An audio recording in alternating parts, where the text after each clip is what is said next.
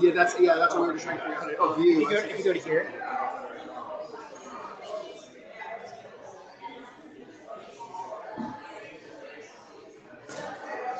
That's how we do it. Okay. Yes, it's me and Luke the first time figuring this out. So, yeah. And how do we get that? Where's it back? You can Just go away. You can just press that. And then I'll go away. That just hangs up.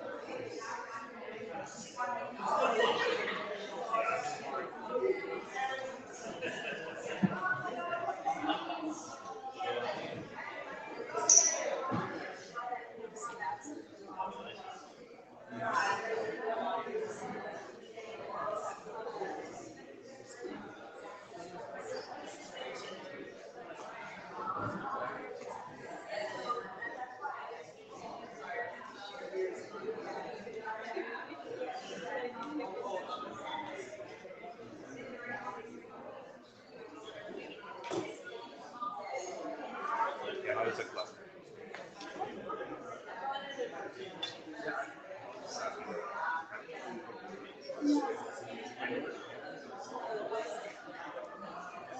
Hey, everyone, how are you doing? Good morning. How are you? How are you?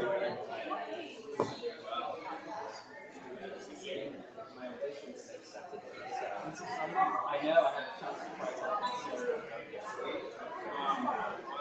So, are you doing that too? Who are you? Yeah, I know. Are you going to go even if you don't do that? I've never seen any Shakespeare in my entire life. Where is that?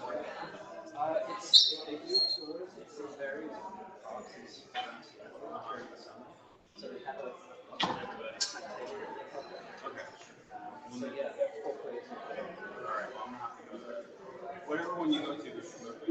But if you get the option, we're going to go anyway. Oh, for sure. But, yeah. You definitely keeping your books full. You know, auditions. What time? And we had such a good meeting. We met with one of the DJs from the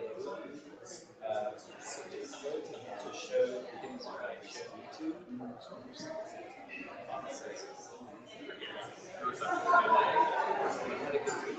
Yeah. It's been just working. Yeah. Well, I'm getting to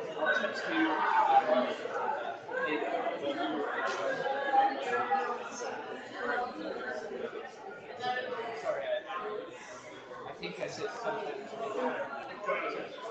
Whenever you have a time, we're also kind of busy with our own stuff. Just let us know we can coordinate it.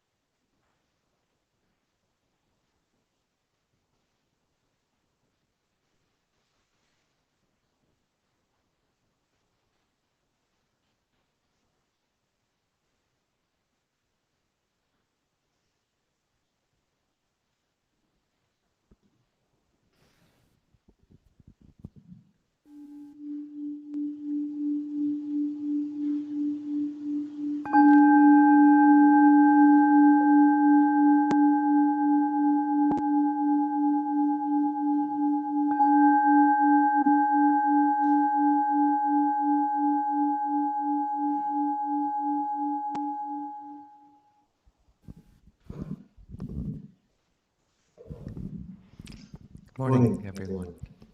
It's a big crowd. um, so, it's good to see everyone for our usual Saturday morning. As most of you know, Ajahn Kovilo and I are alternating days. We come in during winter retreat. Although on March 21st we'll see, but that'll be the day before our ending of due diligence for the land. And if all goes well, then maybe we'll both be here and we can celebrate as a community. But keeping a nice dose of anicca in there, impermanence and not sure. A few announcements first, I think. Retreats first, either Jeanette or my mom, I believe. Oh. So the first retreat is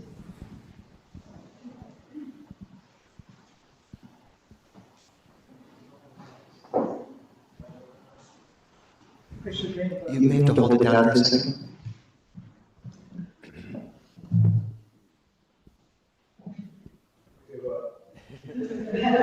Patient endurance. Maybe we can get another one, so back up. You have to hold it down for like a second.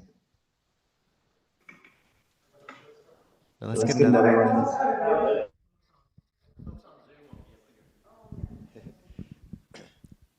It's good. We got through it.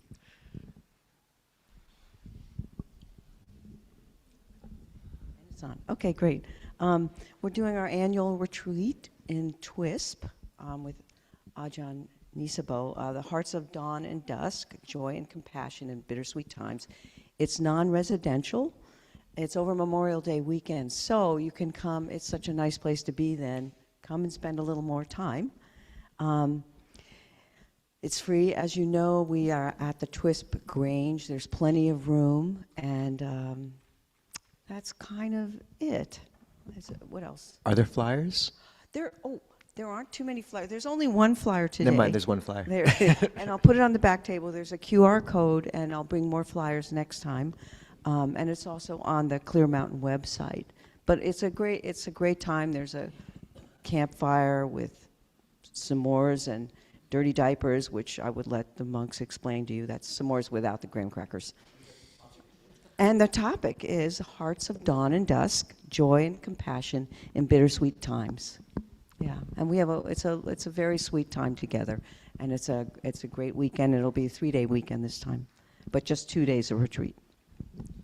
Thank you, Mom.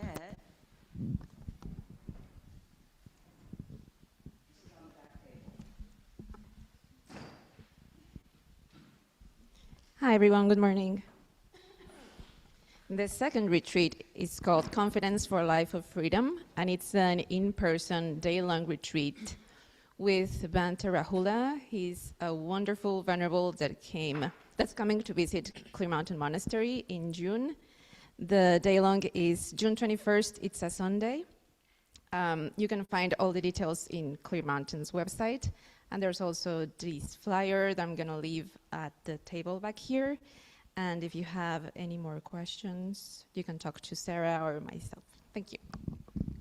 Thank you. Who here has met Bhante Rahula before? Oh, he's a gem. He's so great. So really encourage people to tap into those two opportunities. Are Alex and Tyler here, or Tyler? Oh, Tyler, are we having the chanting thing? Yeah, do you want to quickly pass a mic, Alex, over to Tyler over yonder? There's many Alexes. I meant the other one, but that Tyler is the one in this case. Yeah, good morning. So right after this, around maybe 15 minutes or so by the time we get done, just in case people want to grab food, we're going to meet over by the door, and we're going to head upstairs for our monthly Upasaka group meeting. And this week, we're going to talk about chanting. So we'll have a group conversation, and then we'll do some chanting.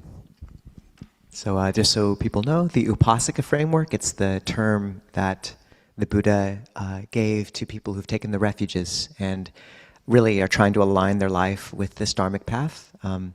Under our website, Visitors and Practitioners subpage, we have a framework for ways you can bring that into your life. But the first Saturday of every month, we usually try to have a kind of meeting from 11:15 to 12:15 or so around a different subject or just talking about trying to live this life together. So that'll be the impetus for this Saturday, and chanting the theme. So if you're interested, just meet at 11:15 over there by the book table, and Tyler will lead you upstairs.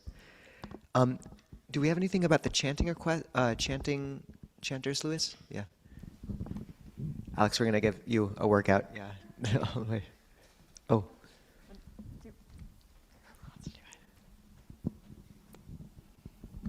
Hello, I'm Louis. For the past 2 years, this will be our 3rd year, we are doing a joint service with St. Mark's, who also provide us this gymnasium space in the spirit of Taizé, and it's been a really lovely service. June 9th, and I wanted to put one more call out for folks who wanted to chant for that.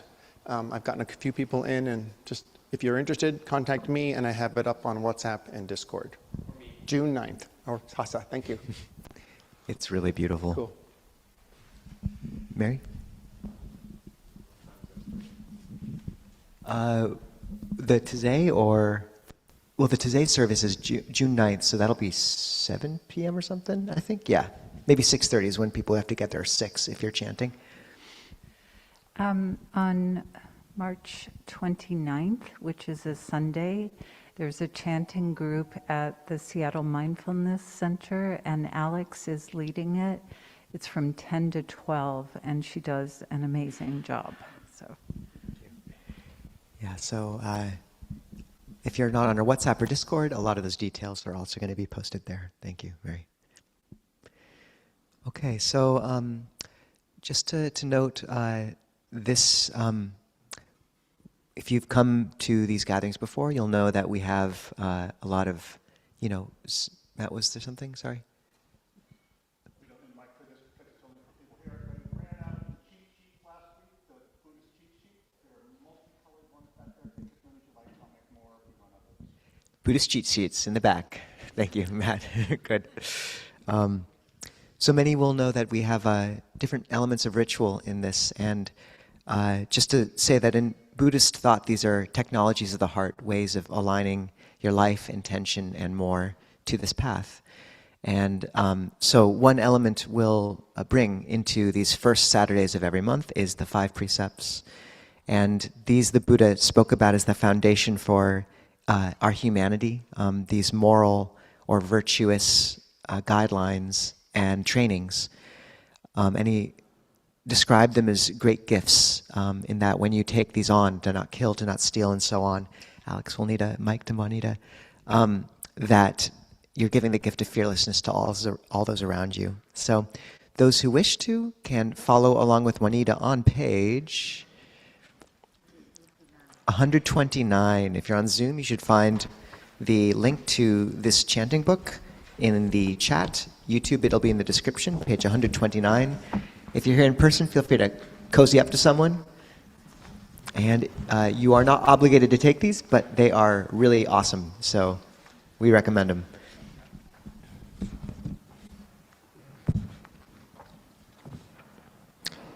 Correction, 128 will be the refuges and precepts.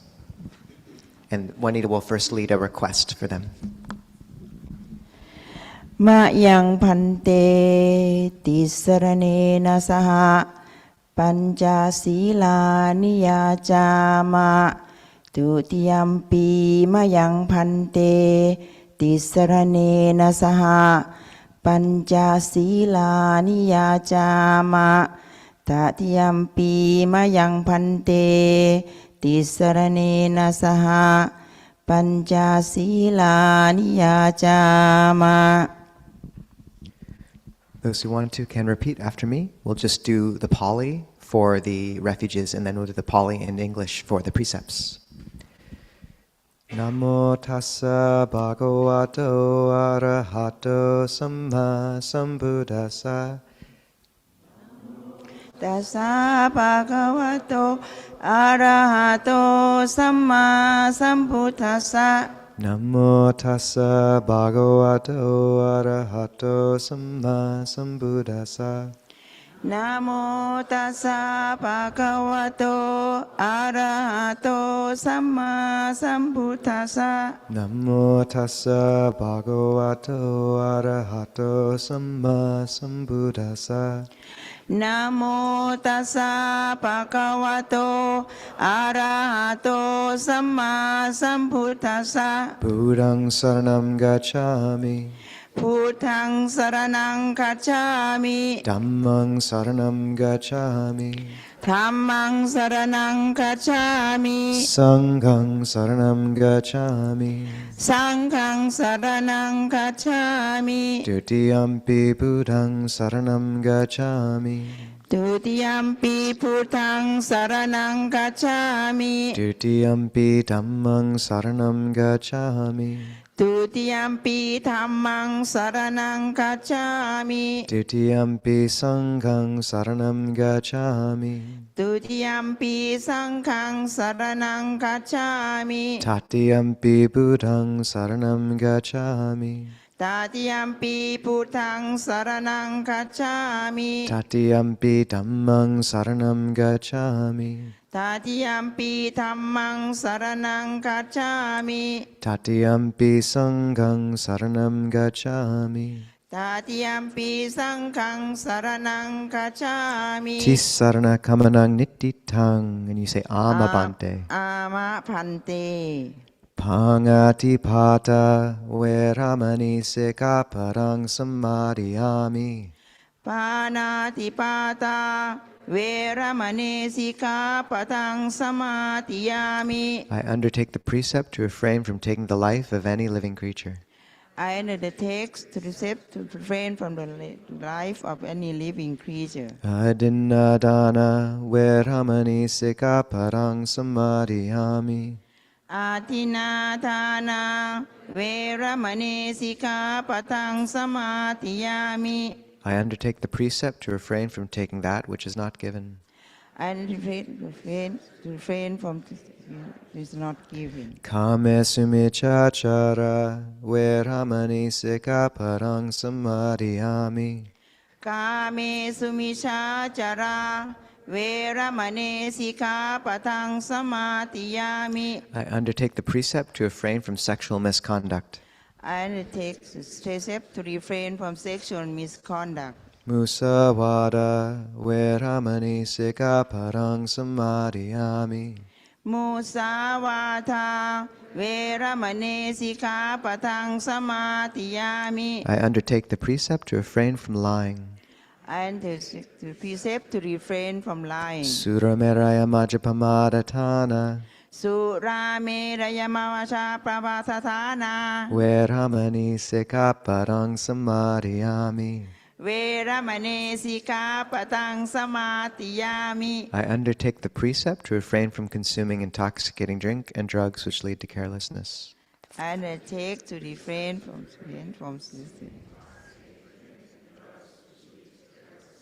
And now just I say this. Imani pancha sikaparani silena sugating yanti silena boga sampara silena nibuting yanti tasama silang visodaye. These are the 5 precepts. Virtue is the source of happiness. Virtue is the source of true wealth. Virtue is the source of peacefulness. Therefore let virtue be purified. And you say sadhu 3 times. สาธุสาธุสาธุ Which means that was great. Way to go, everyone. And we're getting better at that 5th one. We're almost to the point where it doesn't sound like we're slightly intoxicated as we try to get through it. Okay. We'll meditate together for a time.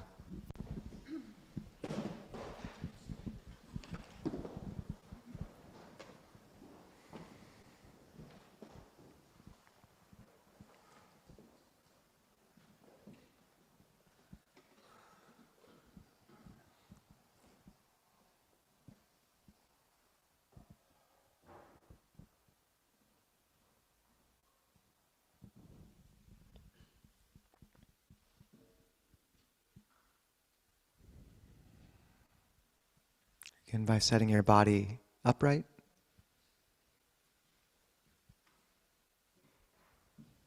Drawing the lumbar in so it supports the upper vertebrae like a spring.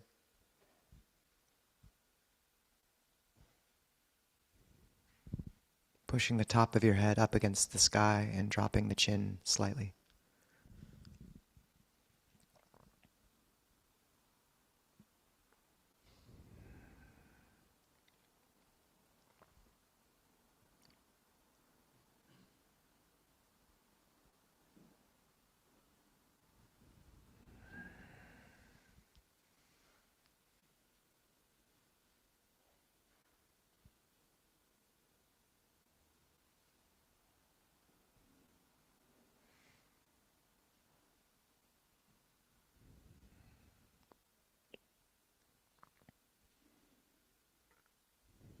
Notice any tension in your forehead and eyes and soften it.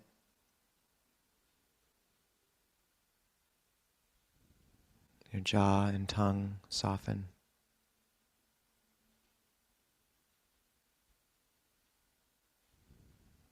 Smile on the inside of your mouth.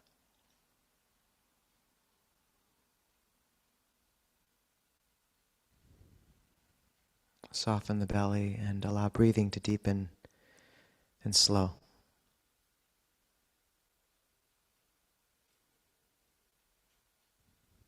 Just come to center.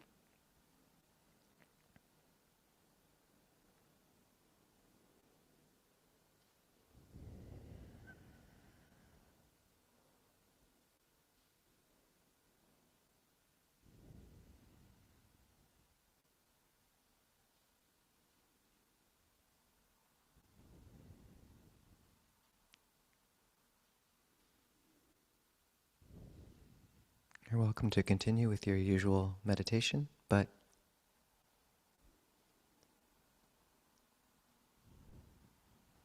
those who want can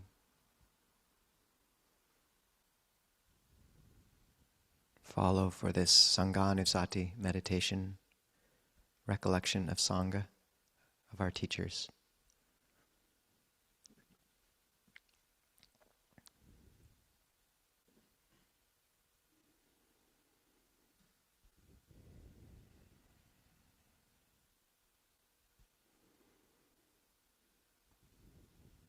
Bring to mind across from you,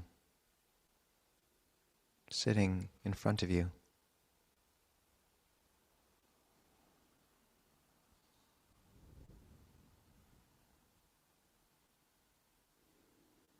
a teacher or a spiritual friend from your life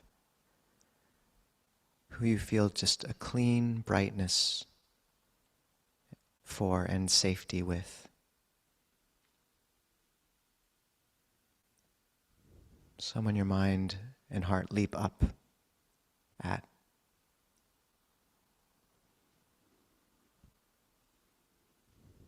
They're gazing at you with care.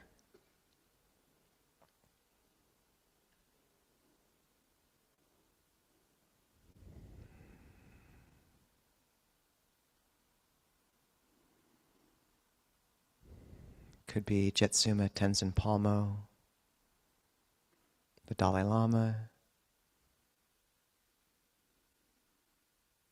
Hi Ananda Bodhi, Thich Nhat Hanh, your grandmother,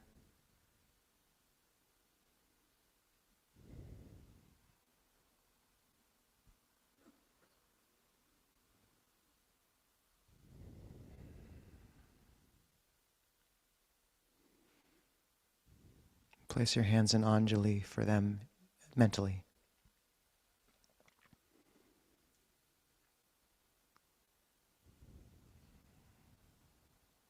Allow yourself just to feel the genuine goodwill from them for you.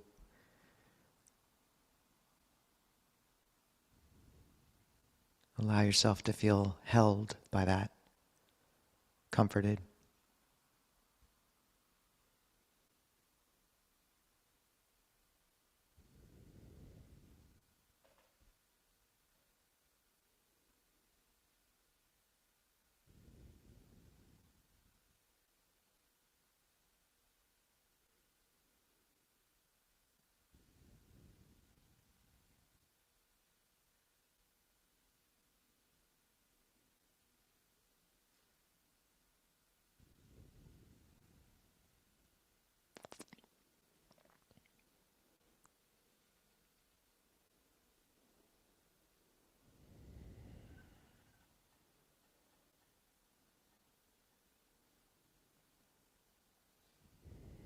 You can imagine them placing their hands around yours, holding your Anjali in theirs.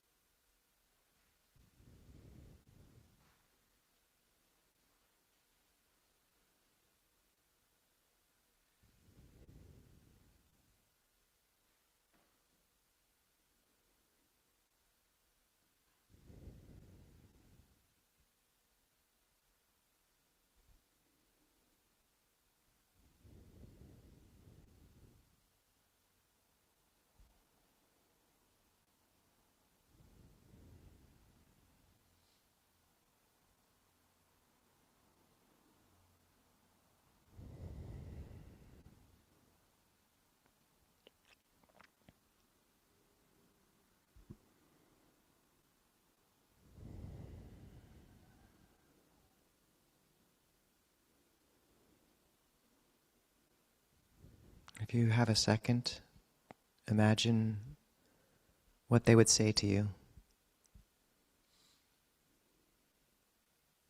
Words of encouragement, comfort, forgiveness, guidance.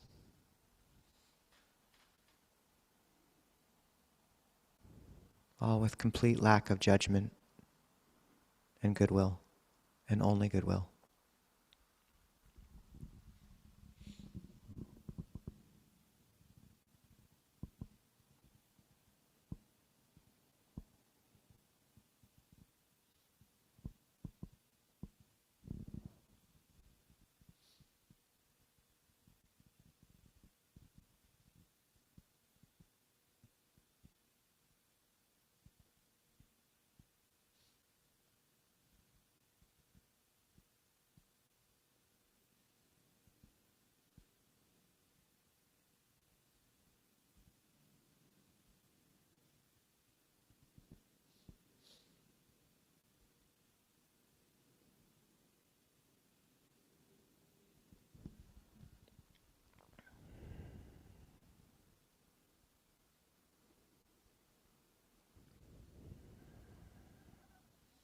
And just breathe as you allow the heart to rest in that poise, that pose of humility, safety,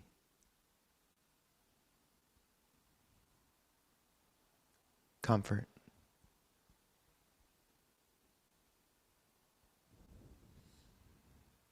You can drop the image if you want and just remain with the glow if you'd like.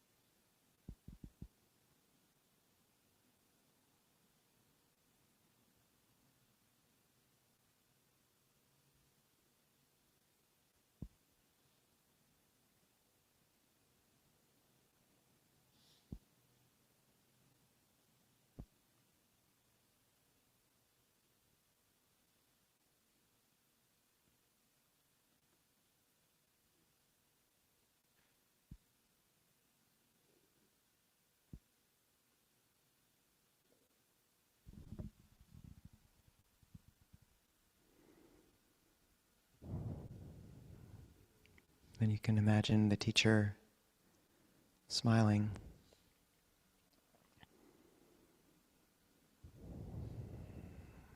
And gently pressing your Anjali back onto your heart and holding their hands there as well.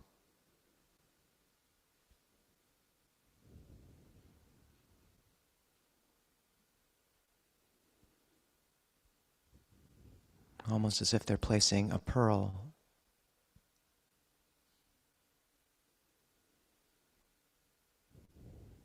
of that sense of faith and brightness.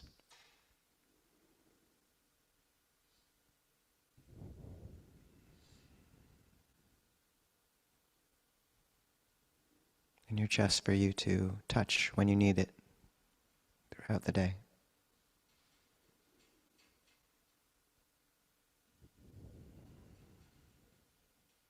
Just accept that gift.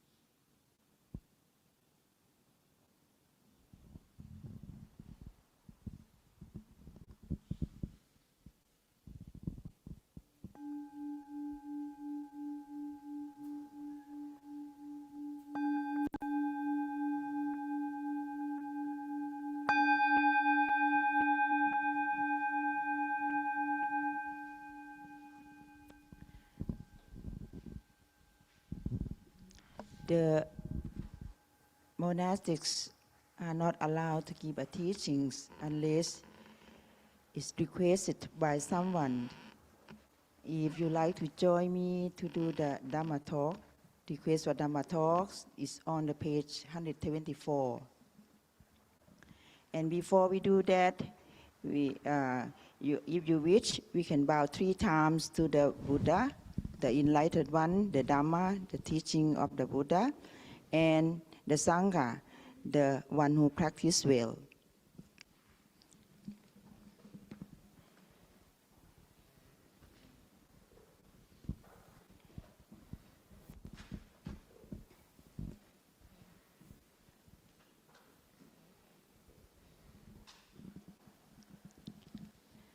Brahma Jaloka Thipati Sampati Kat Anchaliyan Tiwarang Ayachatha Santi Tasatta Parasha Kashatika Te Se Tu Dhammang Anukam Pimang Prachang. And if you wish, you can bow another 3 times.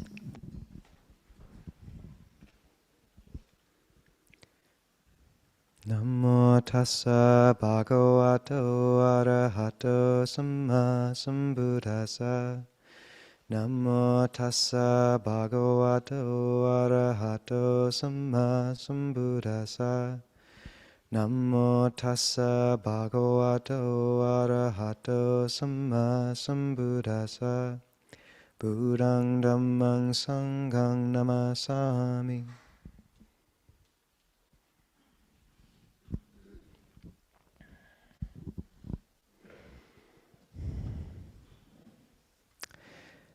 I like to tell people that if that Sanghanussati meditation is a bit too devotional for you, you can always imagine Richard Dawkins across from you.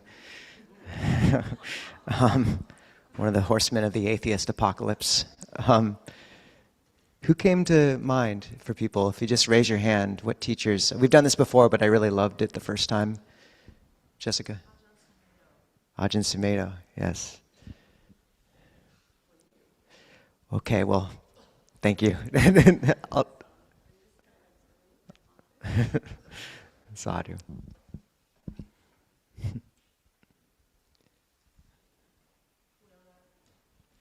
Willa Reed?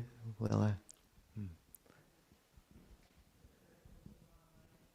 Someone online? Longpor Sumedho, Ayahimsa, Wangta Mahabua. Am I on? Longpor Sumedho, Ayahimsa, Bhante Ajahn Rahula. Skovilo and Nisabo. Ajahn Skovilo and Nisabo, okay. Ajahn Nisabo. Okay. Or Julie, I think. Robert Bea. Juanita? Ansha and Ajahn Jayasaro. Sadhu. Sayadaw Uttejaniya. Louis? Santikaro. Yeah. Oh, Steve Armstrong. Ajahn Bodhidharma. Rodney Smith. Jean? Oh, no. Back. Oh, John's parents. Okay. One more. Julie Westar. Okay. I really love people recollecting those.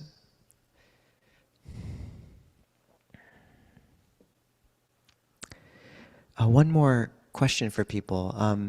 Who here believes in unseen beings? Who here is a little unsure about unseen beings? Who here does not believe in unseen beings? It's all okay. Okay, no worries.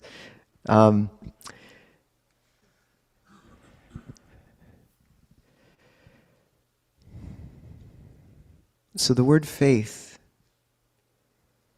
is an interesting one in Buddhism, and it's an imperfect translation of the word sada, which means to place the heart.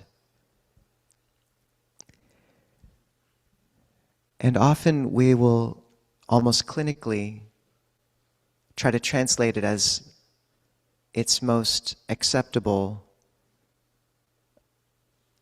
synonym in the English language, which is confidence.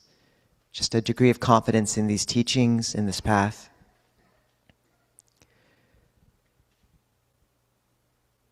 And yet it can become much more in people. It can grow into something that feels like genuine love. And I feel like that is what you touch when you recollect these great teachers. There's monastics who, when they recollected Longpor Cha, would just, tears would be rolling down their face in the middle of meditation. And it's important to touch that part of our heart that loves.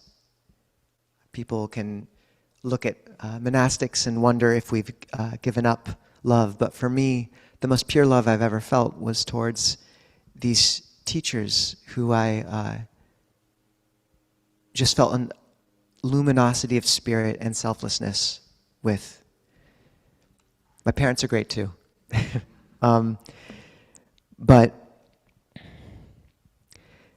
there is a place also for understanding sada as confidence, because we had one monk who, his father was not happy about him becoming a monastic and said, look, I just don't like organized religion. And Longpor Siripanyo said, it's okay, there's nothing organized about Thai Buddhism. It's very organic. It's a beautiful ecosystem, but it's very organic. I say that with utter love for that system, and it's the one I grew up in. But the other problematic term there is religion. Because Buddhism does not fit into what we have thought of as religion in the West for so long. I have great love for the Abrahamic faiths, and they have great praxis in them, and yet a large portion of the texts in those doctrines are systems of belief. And often they'll rest on a binary of belief. Either you accept someone as your savior or you do not. I think this is embodied in them being referred to as the great faiths. But Buddhism is perhaps better classed as an education system. If you look through the Pali Canon, the words of the Buddha, the vast majority, there are belief structures, but the vast majority of his words are praxis. How do you train your mind to see clearly, to give up grasping, to become selfless? And many of you will know the discourse where he's sitting in the sal grove and says, "Monks, what is more, the leaves in my hand," and he picks up a handful of leaves, "or the leaves in this forest?" And I think they're feeling pretty sure about this one. So they say, "Lord, the leaves in your hand are few, the leaves in the forest are many." And he says, "Even so, what I have experienced through direct knowledge is like the leaves in this entire forest, but what I teach is just this one thing," and then he says two things, suffering and the end of suffering. But they are kind of one thing, suffering and the end of suffering. This is what the Buddha gave us. And it's beautiful because this handful of leaves, there's such restraint in this being what he handed us through the ages, where there is great depth and breadth to these teachings, and there are elements of cosmology and more. But the handful of leaves he passed to us was so focused on how we bring the heart to peace and stop hurting ourselves and others. And so the measure of faith that he asks of us was that of a working hypothesis. Can we trust these words enough to try? To try meditating every day, to try giving up unwholesome action and see what happens. And as far as you want to take that experiment is up to you. But there's a gentleness in that. You're not asked to believe something wholeheartedly right off the bat, but rather, if you have inspiration and trust enough to practice, then this path will lead you to direct knowledge.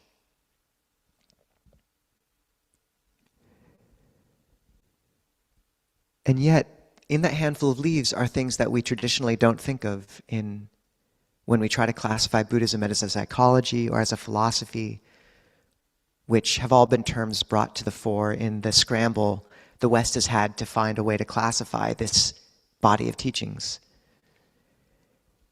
The Buddha does teach about unseen realms. He talks about rebirth. He talks about angels.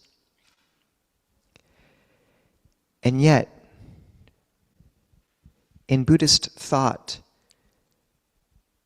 the conditions we come into contact with every day are dictated by the law of conditionality, various conditions shifting, interacting, giving rise to the vortex of change that we encounter through the sense world and in our own internal experience.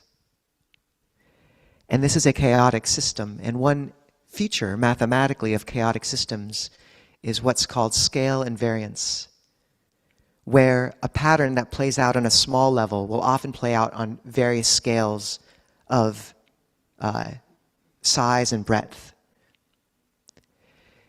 And this is beautiful because what it means is the teachings on the states of birth, on the different realms, on all this, we can really approach them, if we wish, as similes for the mind, as ways of touching and understanding the levels of refinement or lack of in our own hearts.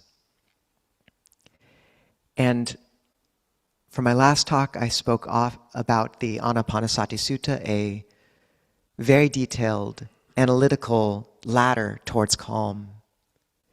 But there's a whole nother strata of language that touches the Jungian substrate of the psyche through mythology, image, and it's really fun. The Buddha said it was true, but it's also really fun. ways of looking at our experience. So those of you who know internal family systems, we have a way more colorful internal family system in Buddhism, filled with devas and demons and all sorts of things. And it's very useful to look at the mind in this way.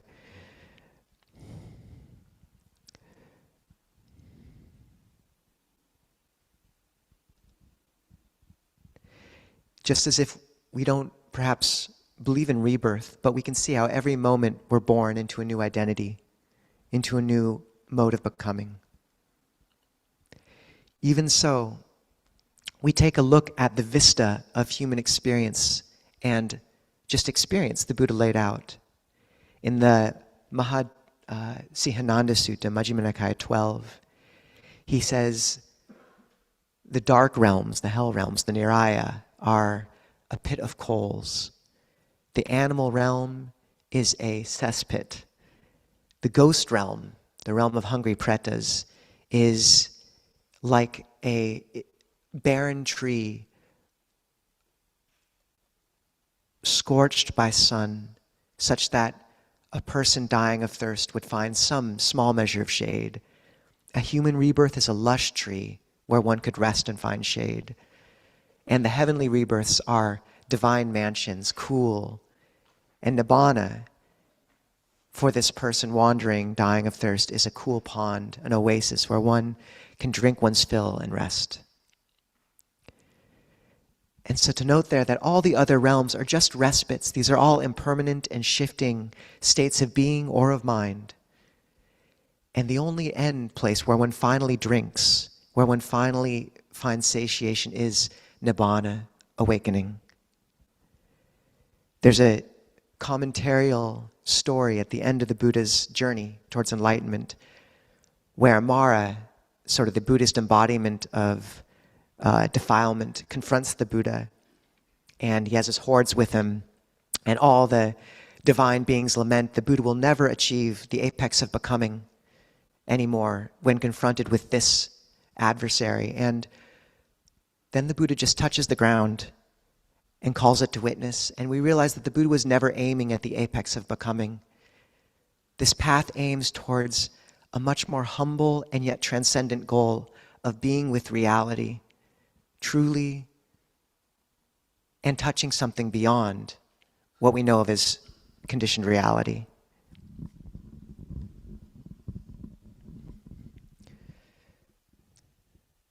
So the lowest realms are the niraya, and these are the hell realms. Joseph Goldstein we spoke to, and he said, I was giving these workshops with these other teachers, and everyone was giving ones on metta, and I just decided to give one of the hell realms, and more people signed up for it than any other. And I thought that was great. But the Buddha does speak about these. And to be fair, much of this color that you'll see is actually from the commentaries. Isn't the Buddha's words. Much of it is, but much of it is not. And yet there is wisdom even in that, just as you would kind of suss out the wisdom hidden in mythology. So just to say, as I go through all this, if it sounds particularly strange, there may be a chance it wasn't actually the Buddha saying this, but it's worth touching because it's really colorful and fun and interesting. And relevant. It's part of the handful of leaves. And the hell realms, as you would expect, are realms of burning, of frigid cold, of deep suffering. And the Christians talk about it as beings curled in on themselves, stuffed together as tight as mustard seeds in a jar. So the sense of being curled in on oneself and at the same time completely claustrophobically crushed. And it's relevant at the end of the cycle of dependent origination which leads to suffering. The Buddha says, this leads to birth, sorrow, lamentation, pain, grief, and despair. And many of you will know the quote from Longpa Dhamma, which I referenced, where he says, that's so unfair. People say, you Buddhists, all you talk about is suffering. And we say, no, we also talk about sorrow, lamentation, pain, grief, and despair. But notice, after a time, when this word despair no longer applies to you, there will come a point on your practice where that word no longer applies. Things are still brutal, difficult, but when you've stopped grabbing hold so strongly of a changing world looking for a solid, of something which is burning, stopped believing in the narrative of the external realm so much and begun to find a different refuge internally, then when things inevitably shift and disintegrate, your heart doesn't break with them.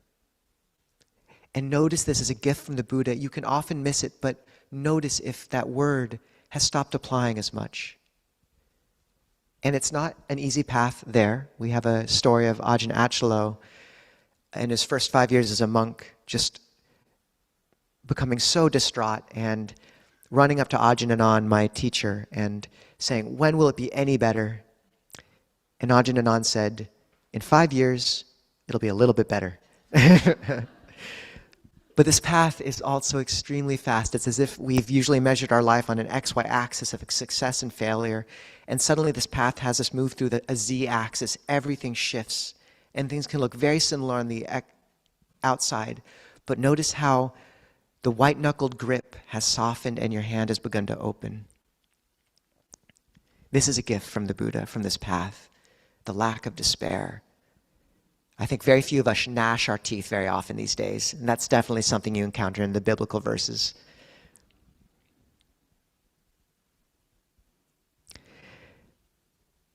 The next realm up is that of the animals.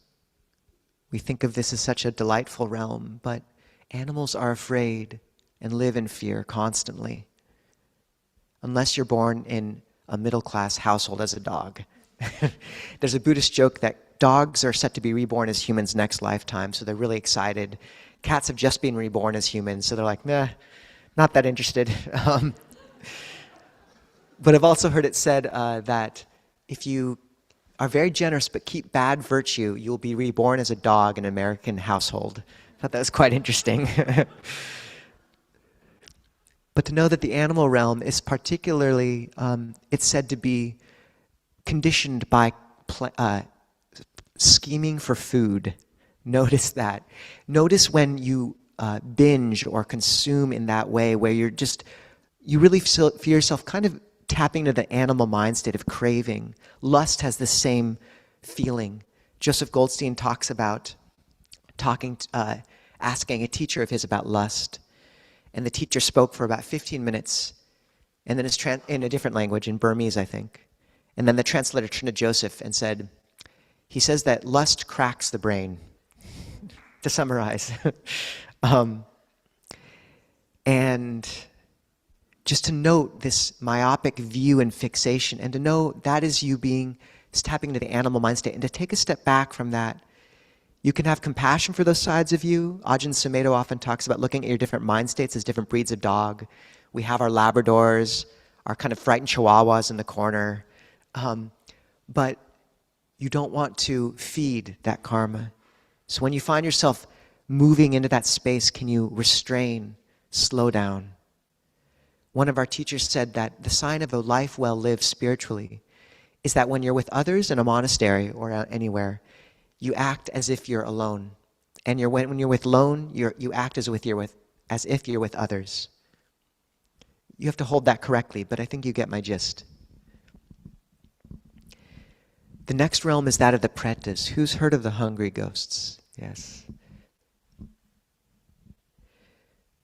So the Buddha spoke about a state in between, where one is still attached enough to this body or something, obsession, where one becomes a hungry ghost. And the classic image many of you will have heard for these are beings with teeny pinprick mouths and gigantic bellies that can never be filled. And there is this aspect of craving. But I think of it more as fixation.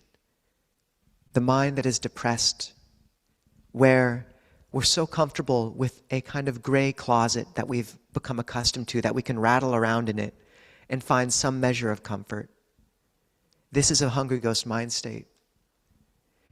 And to know, one great story I tell about the hungry ghosts is, pretty sure this is just apocryphal, but I really like it, is some monastics traveling through Thailand, and they find an abandoned house to sleep in. And they sleep with all their heads lined up, but all their feet are kind of, because they're different heights, out of order. And there's a hungry ghost in the house, or a ghost, and it gets disturbed by this, and so it spends the evening kind of ordering their feet, pushing them so that all their feet are in order. But then it sees that all their heads are out of order now, so it goes around and pushes all their heads in order.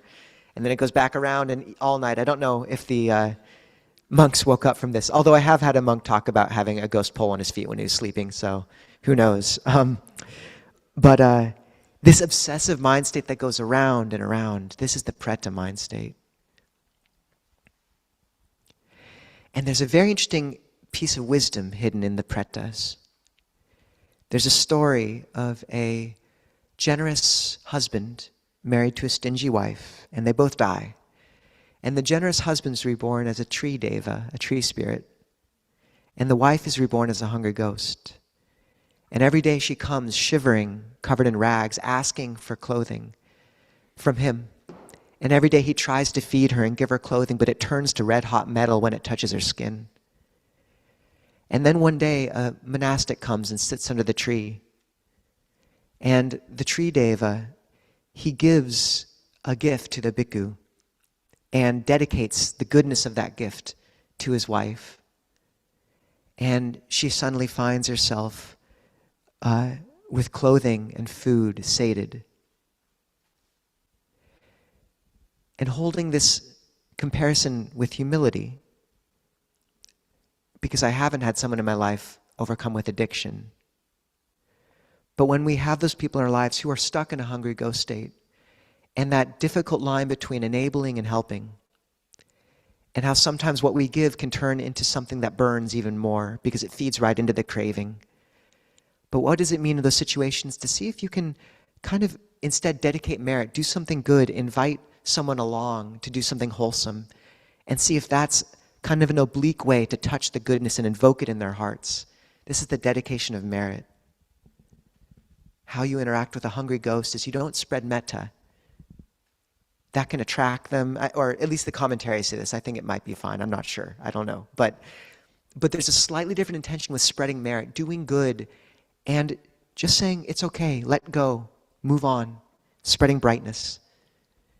You can do this to people in your lives. Then we have the Titans, the Asuras. And these are the counterparts to the Devas, the gods. And they're known for anger and violence. But they also really like it. I think the Vikings actually thought this was heaven in Valhalla. They made a slight mistake in that one. But it's not completely their fault, because in the commentaries, and I love this piece, the Asuras believe that they're in heaven. The Asuras believe they're in heaven too. And only once every few hundred years or 1,000 years, when this tree blooms in their grove, do they realize that they're actually no longer in heaven, that they've been kicked out of it by the devas up above, the equivalent of the Olympians. And then the commentaries say the Asuras rush up the sides of this mountain, Mount Sinnaru, basically Mount Olympus, like ants, and do battle. But what does it say about the Asura mind state? That it thinks it's right and righteous. How intoxicating is self-righteous anger? And so to know that the seductiveness of self-righteousness is an Asura mind state, and it burns, and it's based in delusion, and it's very convincing.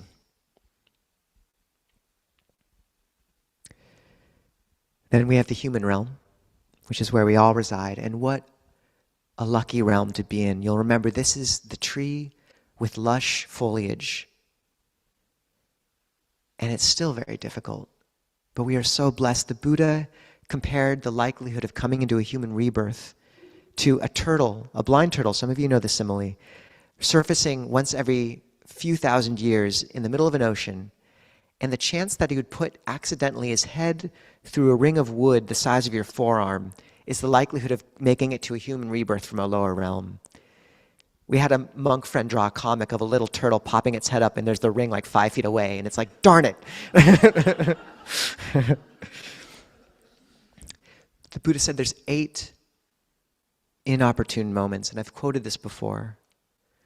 A Buddha arises in the world, but one is reborn in a lower realm, the Niraya, and so one does not hear the teaching or get to practice. This is the first inopportune moment. A Buddha arises in the world, one is reborn in a ghost state, in an animal state, in the realm of long-lived gods, in an outlying country where they have not heard the teaching, and so one does not hear the teaching and does not practice. Or one is reborn in the right place, a Buddha has arisen in the world, but one does not have the faculties to hear or practice the teaching. This is the next inopportune moment. One is reborn at the right time, in the right place, but one has a wrong view and is not interested in the teaching. Or one is reborn at the right time, in the right place, with right view and the right faculties, but a Tathagata has not arisen in the world, and one does not hear the teaching. This is the 8th inopportune moment. The Buddha said there's one opportune moment. A Tathagata has arisen in the world. You were born at the right time, in the right place, with the correct faculties, with right view, and you hear the teaching. This is the one opportune moment. And what a blessing, how rare that we have touched these teachings and have a community we can practice them with. You are a lucky turtle. Do not waste your turtle luck. This is very lucky. The Buddha praised heedfulness, and the word for heedfulness is appamada. It means literally not drunk. Sober, we are sobering up. I've heard it also said that humans have the mind of a god and the body of an animal. And this particular mix of suffering and lucidity is the perfect alchemy for practice. The next level up is the devas, the heavenly beings. And this is where you begin to touch truly bright states, where we can learn a great deal about how our hearts should move and develop as we practice. The devas mean literally radiant ones or playful ones. When the Buddha describes different types of wisdom, he says deep wisdom, laughing wisdom, quick wisdom, profound wisdom. And when the Buddha says to recollect the devas, the angels, he says, think whatever generosity, whatever learning, whatever wisdom, whatever faith, whatever virtue, those devas have, that I also have in me. And you begin to see this, how the people around you shine. And you can almost see when someone no longer has a human mind, it's a deva mind. They say that one who's become a stream enterer, the devas speak of them as if he were themselves, like themselves. And one day as a young monk, I went up to my teacher and I said, Ajahn, I don't know if you have a direct line to the devas, but if you could let them know if they reveal them, if I get to see a deva, I will commit to ordaining for life. Just putting it out there. And he said, look, Nisapo, or look, Kruba Nathan, he called me Nathan. There's devas all around you. Look around you. I was like, okay, that's a very wise answer, but I was really hoping to actually see a deva. It was a good answer, though. And just to leave a crack for those who, aren't quite sure about this, we did have another monk I knew who'd had a near-death experience, and I think come away with some sensitivities. And we had a branch monastery together, and the Bodhi tree was barren, and had been barren for months. And we walked past after alms round one day, and he said, oh, a deva just came into that tree. I was like, okay, don't know what to say. Okay, good.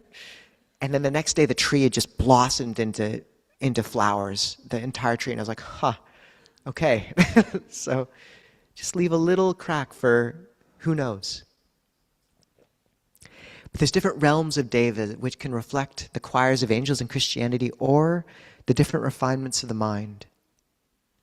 And the lowest realm is called the Four Great Kings. And one aspect of these devas is they're very close to losing it, to losing this divine kind of feeling. And there's something that is called this dissolution through corruption. And the commentaries give a story. This is commentarial, but it's really fun. Is one deva going along in his chariot, and another deva looks after him and gets angry and says, look at that fool all puffed up with his own importance. And the other deva looks back and sees that the other deva is angry because, the commentaries say, it's very easy to see when people are angry. And he says, what does my merit have to do with you? These are the fruits of my own actions. And if both devas get angry, they both pop and fall down to human rebirth or lower. But if either one of them doesn't get angry, then it saves both. I really like that story. And Ajahn Kovilo and I have a deal where when one of us gets angry, we will sometimes encourage, or we've wanted to encourage the other to take a picture of their face so that we see what it looks like. The Buddha said one condition for beauty is non-anger. Anger makes us ugly.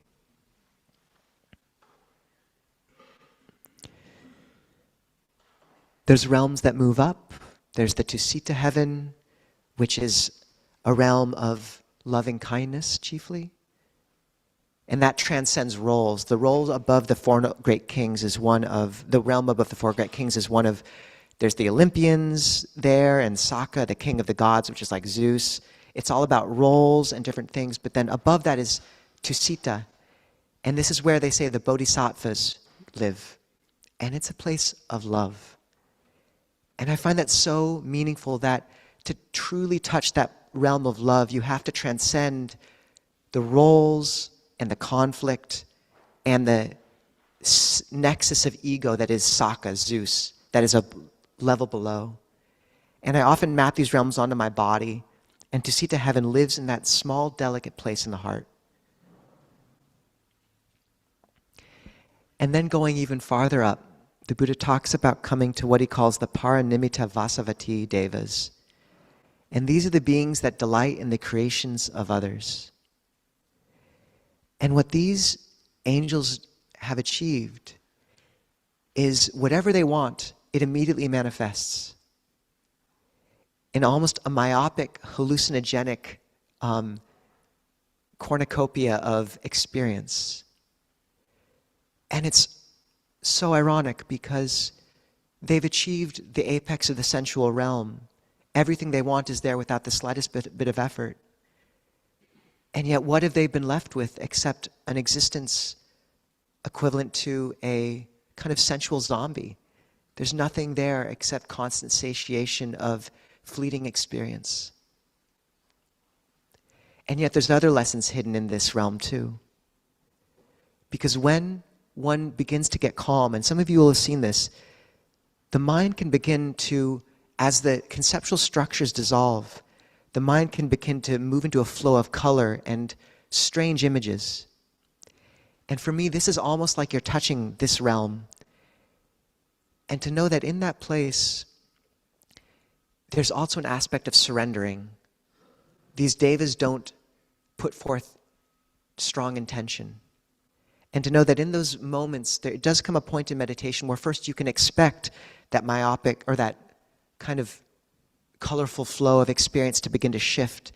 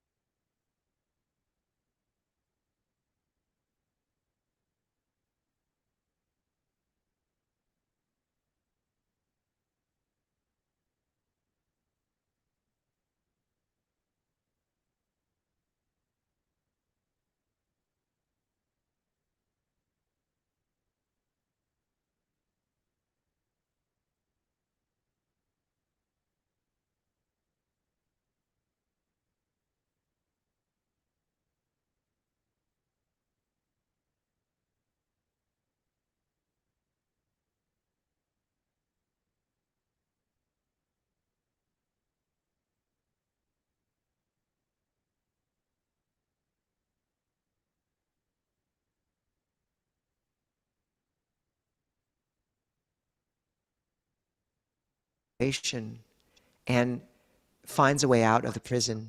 And she's running along the side of the prison, looking in, and there's a tableau in each window. She sees in some windows people being tortured horribly, in other windows people partying, having a good time, in others a human birth, in others an animal birth. And the prison just keeps going. And she wants to stop, but then she realizes if she stops, then all these people following her will get lost as well, will go back as well. And so she realizes she can't stop. And the moment she commits to that, the prison ends. And she finds herself in, I love this part, a suburban landscape. And she walks up to this doorway of this nice house and knocks. And a nice wife, a nice mother comes out and says, "Oh, you came from that place. Not many people make it here from there. You have to go back now and help others." And I've never known totally what to make of that landscape and that wife or that mother, how we all interact with that. But to know that the Buddha pointed to an oasis at the end of this path that is beyond all becoming. But in the meantime, the mythology can add kind of a real relevant way of relating to these and seeing what state we're in. So good luck, everyone. หันธรรมยังธรรมคาถาสาธุการังทดามะเสสาธุสาธุสาธุอนุโมทามิ Sorry, I know that was a long one, everyone. It's number 2 of long talks. We may have time for 1 or 2 questions, though.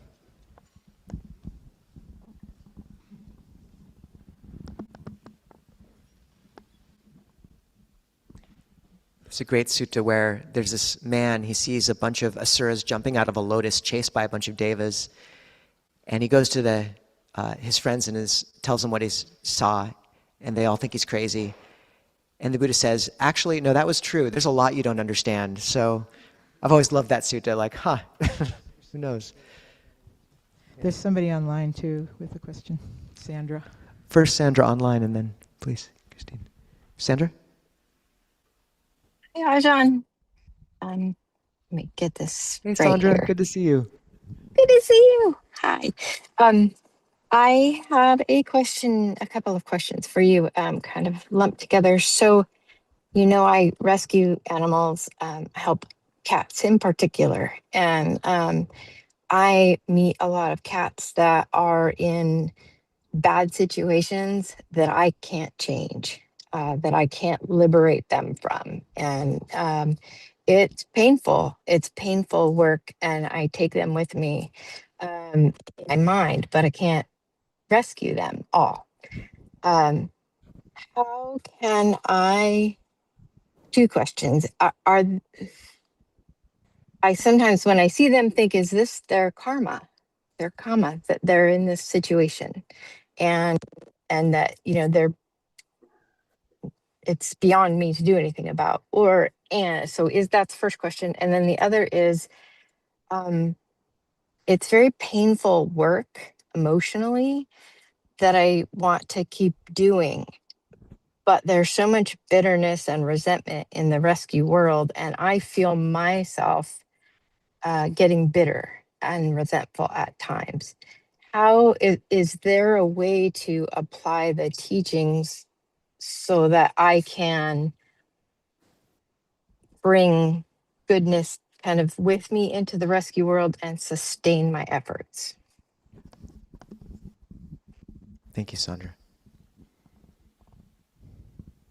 Sandra has the particular distinction of being the only person to bring multiple squirrels into our gathering, and it was delightful.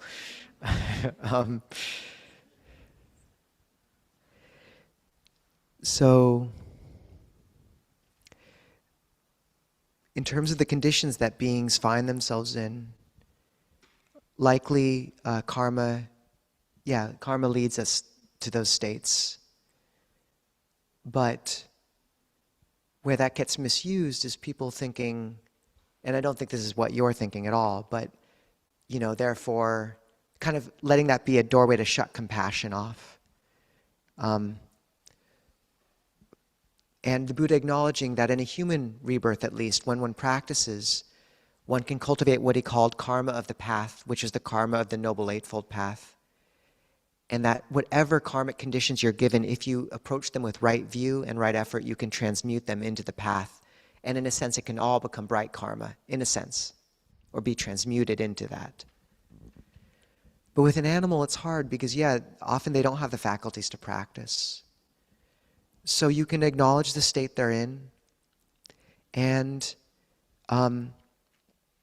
take it as a prod to be very careful in your own path now that you have a human rebirth with a chance to practice of using it very well. And the Buddha gave 4 Brahma Viharas, abodes of loving kindness, and added equanimity because you're right, if there is a situation where you can't help them in the traditional ways, then sometimes your one choice is to step back into equanimity and acknowledge that beings, you can't help all beings in every way at every time. Beings are subject to their karma. And our interview with Roshi Joan Halifax really spoke about how she had to learn to center into her feet and hold her center steady in the midst of all the things pulling on her compassion, and that this was her role, part of our role. And I'd say that also applies for operating in the rescue world or in any domain of compassionate action. Is Ajahn Amaro compares it to sharpening a knife. If we're always alone and never interacting, it's like our angle of the blade on the whetstone is far too shallow, it doesn't get any sharper.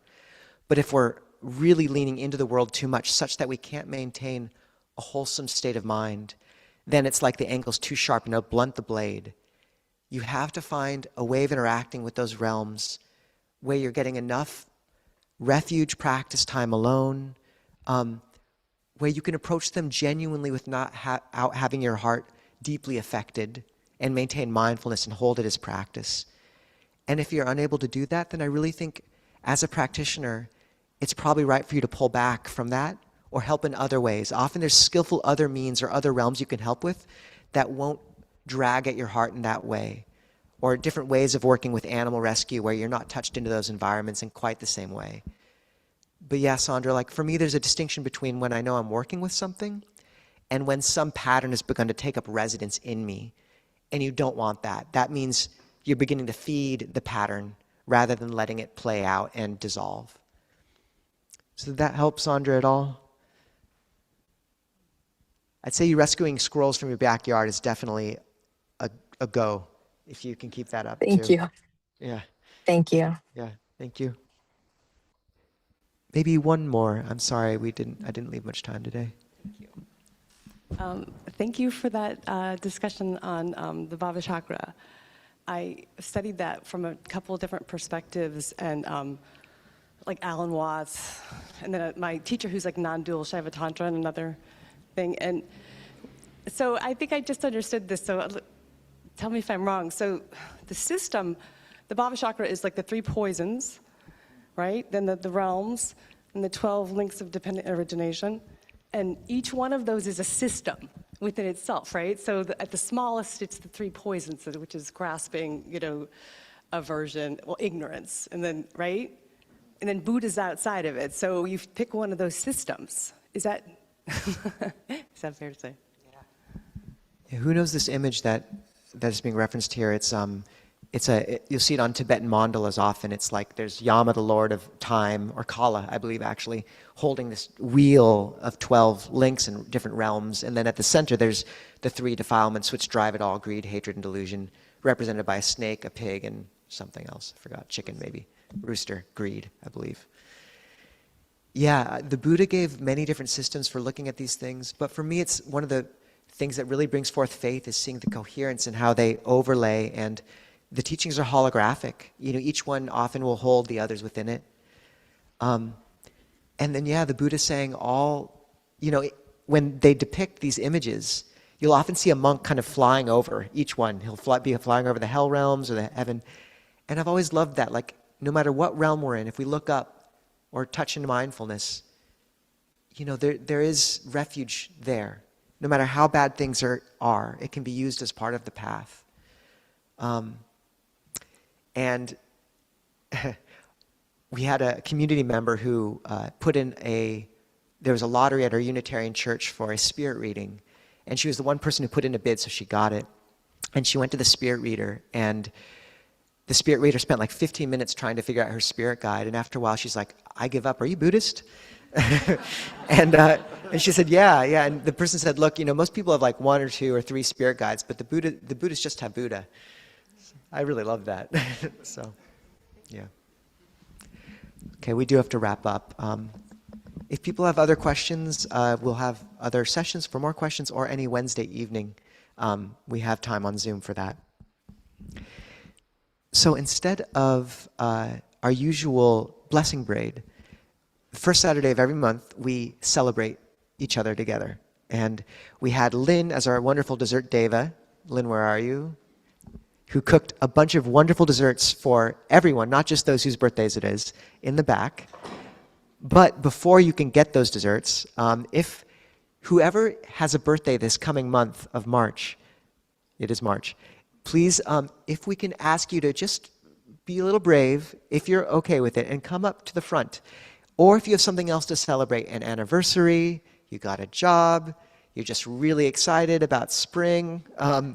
But if you want to come up to the front and just stand here, we'll just celebrate you as a community. It's a gift to the community to let each other celebrate one another. Statistically, there's definitely some birthdays in here. Come on. Not self, people. All right. Good. Anyone else?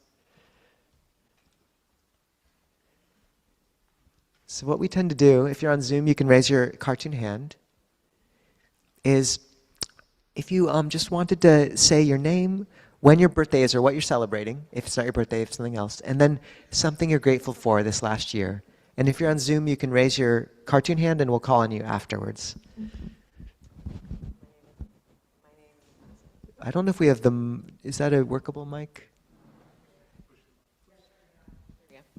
My name is Ann Fife. My birthday is Friday, March 13th. And I'm grateful for my friends. Yeah. People just want to lift their hands in Anjali to acknowledge each. If you want to pass the mic down in the next. Hi, everyone. I'm Rachel. My birthday is March 27th. I'm grateful for my hands because I can make cool stuff with them. It's very nice. I like opposable thumbs. That is maybe the best gratitude we've had in a while. That is really good. Please. I'm Mary P., and my birthday was March 1st. I'm grateful for my job. Sahadu. And we have Joseph online. Joseph, please. And Mary. And Mary.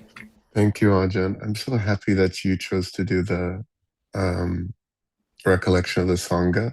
Actually, for my birthday, I wanted to offer a poem. Can I share it? It's out of gratitude. Yeah, if it's not too long. Okay, so this one's for Ajahn Brahm, but I offer it to the Sangha and the Fourfold Assembly. I wish to ornament and support the heart, it's true. I wish to make some merit, I hope that's okay with you. I wish to sit here with my teachers singing thank you.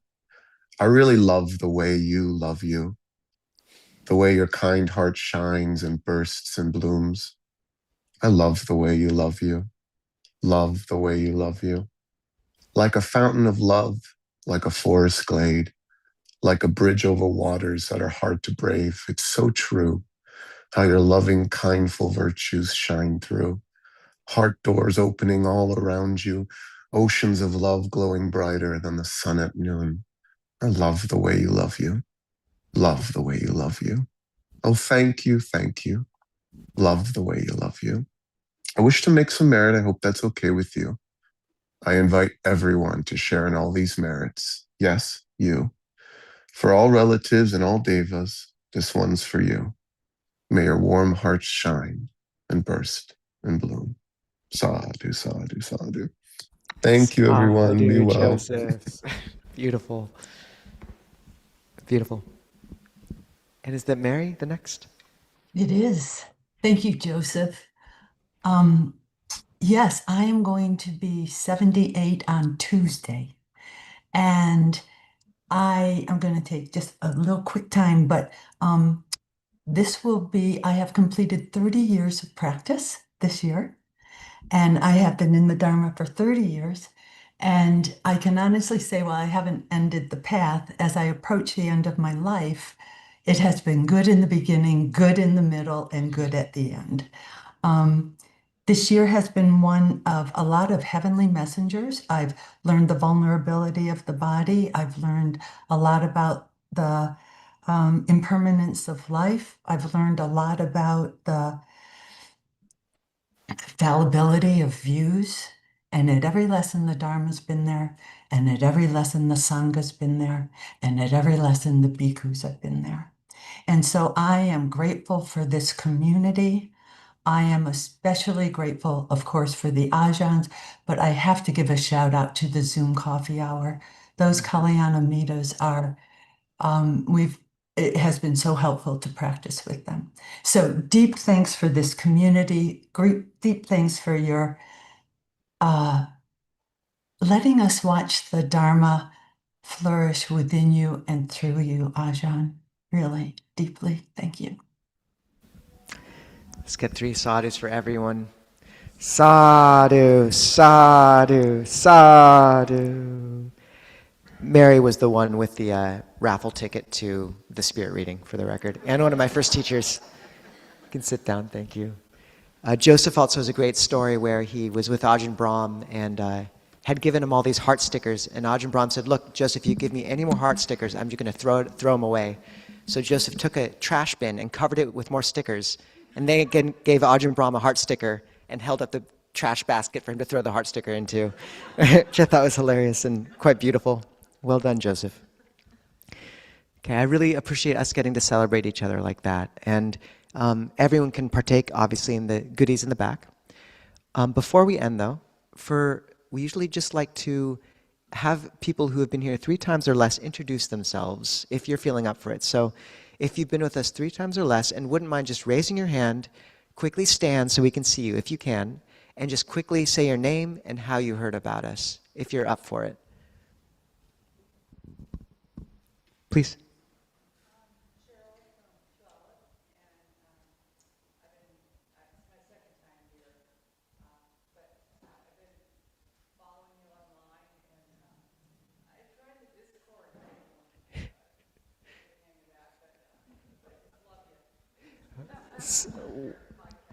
Welcome.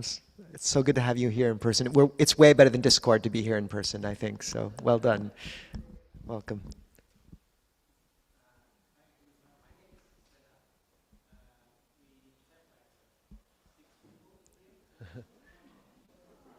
Wow.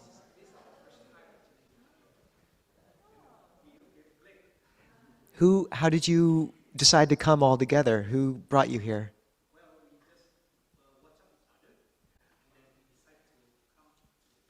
Welcome, all of you. What are the names again, if each of you say your name really quick? Eugene.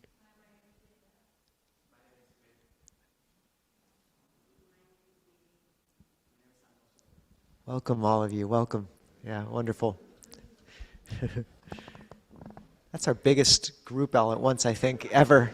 It's our biggest hall.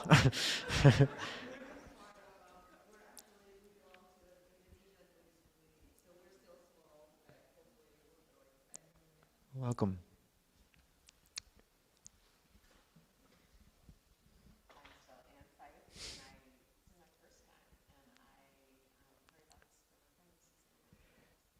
Wow, and you first time took the bravery to get up all the well done. Yeah, that was impressive.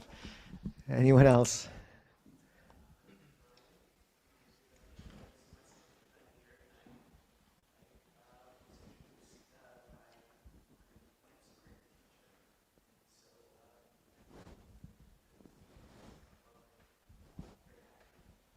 Welcome.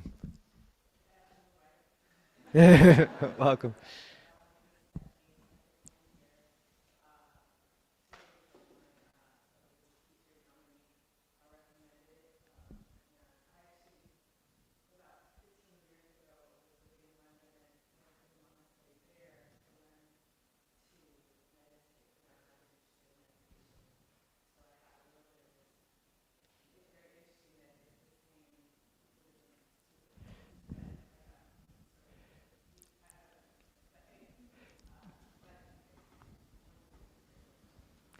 Welcome. Yeah, the Dharma moves in circles. The founder of that monastery in England was an altar boy in that cathedral right there when he's 11 years old, long for Sumedo. So, full circle. Welcome. Well done, Dominique. Okay. So just really rejoicing in this community coming together and getting to know one another. It's a really special group of people. We encourage you, the first person you talk to when you finish, if it can be someone that you haven't spoken to before, just encourage that. It can really help kind of make everyone feel welcome. If you haven't gotten a name tag, please consider getting one in the back. It really makes others feel more comfortable approaching you and speaking to you without referring to you as you the whole time. Make sure you've written on both sides of that name tag. Most of you will know in our tradition, monastics, we don't touch money, we don't use money. Everything here is freely offered. Please take some food in the back. If you haven't brought food before, just consider it as an act of generosity, but there's no obligation. But it's a beautiful way to help feed others as well. The books in the back are all for free. Please take some. If you're interested in tapping into those retreats that were mentioned, the 2 flyers are in the back. If you're interested in doing the chanting, we're actually probably going to maybe have people gather at like 25 after because we're starting late. Yeah, okay. Over by the table. And if you're interested in being one of the chanters for the Tizé service, talk to Louis, raise your hand, Louis, or Hasachito.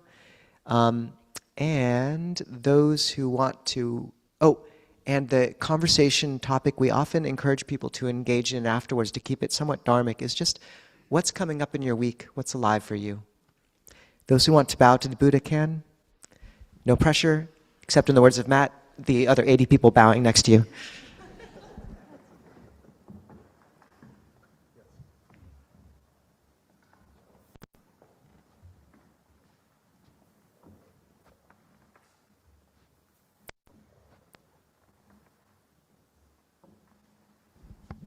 We can wave goodbye to friends on Zoom. And those on Zoom can stay for Zoom coffee hour.